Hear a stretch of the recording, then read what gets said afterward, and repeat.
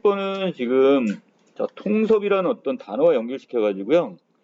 자, 이게 지금 사회 파트 지문, 여기 인문 파트라고 보시면 될 것 같아요. 인문 지문. 자, 지우야, 첫 번째 문단 요약해봐.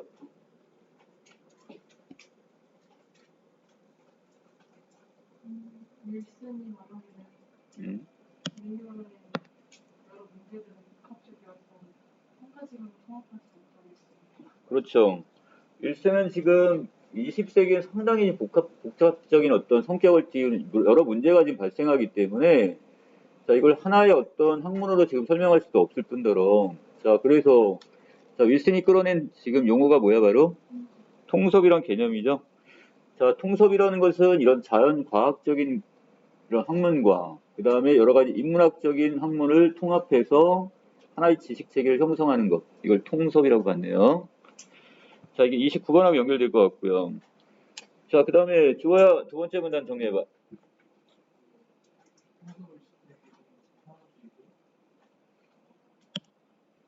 사람주의는 근본적 이유를 밝히는 노력이고 실험을 통한 자연과학적 법칙을 설명합니다. 인간도 역시 자연과학으로 환원이 가능해요. 그래서 인문학을 자연과학으로 분석할 수 있어요. 자, 결국 이 환원주의적 입장은 윌슨의 어떤 통섭을 지탱해 준다고 했는데 자, 여기서 지금 뭐 복잡한 대상들을요 구성하는 근본적인 요소가 뭘까? 이걸 밝히려는 어떤 노력으로 봤습니다. 자, 그런데 자, 여기서 윌슨은 아주 위험한 발상을 하나 했어요. 바로 뭐냐? 모든 관찰과 그 다음에 실험을 통해서 자연 과학적 법칙으로서 설명을 하려고 하는 거예요. 목가지를 포함해서요. 자, 인문학이라는 것도 다 어디다 집어넣어 버리는 거야. 자, 여기서 보시면 인문학이라는 개념이 있으면 자, 이것을 더 큰 범위인 이 자연과학 안에 범위로 포함을 시켜버리는 거죠.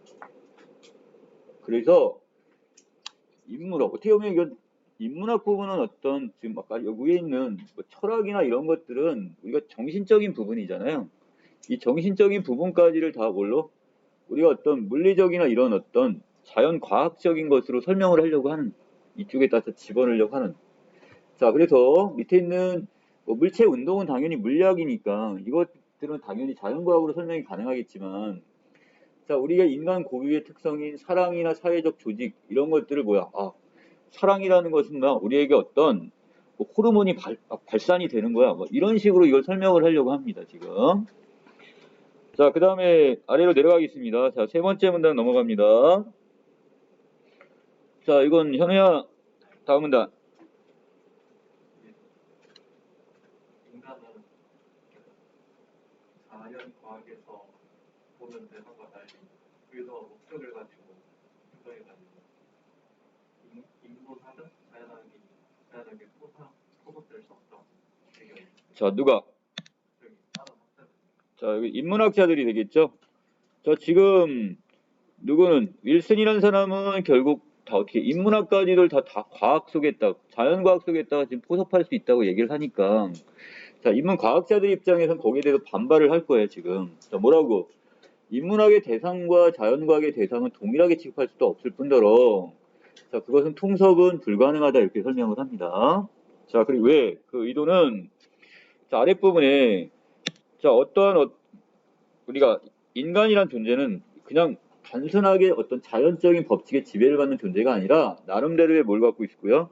의도 내지 목적을 갖고 선택 그다음에 그것에 살아가는 존재이기 때문에 자, 그래서 아랫부분에서 물체의 낙하라는 것과 그다음에 번지 점프가 있는데요. 자, 여기는 이 번지 점프라는 것을 그냥 어떻게 이것을 어떤 물체의 낙하와 같은 중력의 입장으로 설명을 해버리면 이건 설명할 수가 없다는 얘기죠. 왜? 우리 개인의 어떤 신체의 단련이나 어떤 즐거움 같은 이론적인 요소 같은 경우가 이 자연과학적인 요소로 설명이 안 되는 부분이 있으니까. 자, 그 다음에 그 다음 문단에 갑니다. 준이야, 다음 문단. 자연과학 객관적인 것을 연구하고 싶어하는데 인간의 마음을 통해서 객관적이지 않기 때문에 같이 협업해서 수 없다고. 오케이. 자, 그래서 이것을 우리가 인문학의 그 탐구 대상이 되는 것들은, 이 본질이라는 것들은 객관적 실체가 아니에요. 없어요. 자, 그렇기 때문에, 자, 그것은 사람마다 그 느끼는 것들이 다 다르단 말이죠. 자, 그래서 따라서 자연과학의 대상 인식 방법인 철학과 실험은 인문학에선 대상의 본질을 연구한 충분한 방법이 될 수가 없습니다. 자, 더 나아가서, 자, 인문학자들은 관찰 주체가 지닌 관점에 따라 대상은 다르게 인식될 수 있을 뿐더러 또 관찰자의 관점이 배제된 객관적 대상이란 결국 존재하지 않는다. 아까 윗부분에서 객관적 실체란 말을 썼는데, 자, 이 객관적 대상, 이건 존재하지 않는다고 보겠네요. 자, 마지막 문단입니다. 자, 여기서는, 자, 뭘까요? 자, 성현아 정리해봐. 관찰자들이 나같이 관점이 다르고 인문화와 완전 다른 자연과학 같은 모습이 자, 그래서 여기 인문학자들의 어떤 주장에 대한 이야기를 하면서, 자, 현실의 문제를 해결을 위해 인문학적 지식과 자연과학적 지식이 소통해야 된다는 것은 어떻게 되는 거야? 여기에 대해서는 동의를 하겠대요. 자, 하지만 그 소통 방법이 통일된 지식 체계를 세우는 것이라면 이는 불가능한 꿈에 지나지 않는다고 지금 보고 있어요.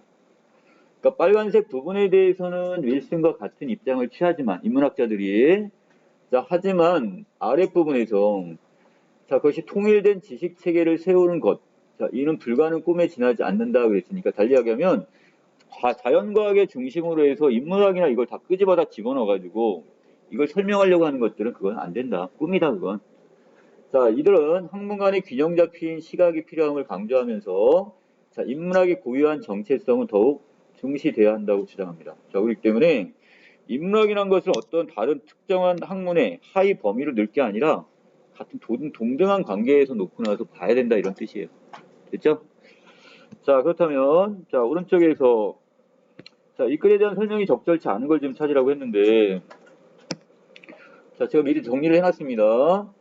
자, 여기서 물체의 4번에 물체의 낙하와 인간의 낙하를 동일하게 설명하는 것은 지금 인문학자들이 아니라 누구야? 윌슨과 같은 한원주의자들 입장이죠. 왜? 모든 것을 자연과학의 입장에서 설명을 하려고 할 테니까. 자, 여기 답 4번. 자, 그 다음 28번에 기억에 대한 설명이 적절한 걸 찾으라고 했죠.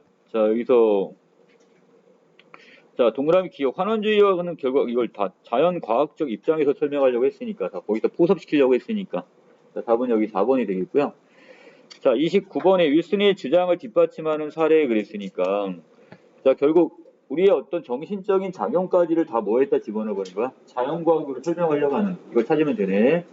자, 인간의 정서적 작용을 내 화학적 작용. 자, 자연과학으로 지금 설명하려고 하고 있죠, 지금. 이 부분이네요. 자, 그 다음에 30번인데, 자, 니은의 관점 그랬으니까, 자, 니은은 누구요? 자, 여기는 이거 인문학자들 입장이 되는 건가요? 자, 그렇다면 인문학자들은 결국 사람마다 어떤 대상에 대해서, 어떤 현상에 대해서 그걸 파악하고 그러면 관점은 똑같을 수가 없다고 보는 거죠. 다르다고 보고 있단 말이죠. 자, 지금 이 화가가 하고 있는 역할은 여기 있는 아가씨를 그리는 게 아니라, 이 뜨개질하는 여인을 그리는 게 아니라 뭐라고 있어? 자, 지금 그 뜨개바늘, 그 모델의 그 바늘, 그 뜨개바늘에 움직이는 그 동선이 있죠? 움직이는 선을 그대로 따라가서 그리고 앉아있어요, 지금. 자, 그렇다면, 자, 사람마다 이 화가가 보는 관점은 지금 여기는 모델을 보는 게 아니라 모델의 손 동작을 보고 있는 관점으로 하나의 관점이 되는 겁니다. 자, 그렇다면 화가가 어떤 관점에서 바라보느냐에 따라 모델은 다르게 인식될 수가 있다 이렇게 볼 수가 있겠죠. 자, 그래서 이건 인문학자 입장입니다. 자, 여기까지가 지금 30번까지 정리가 됐네요.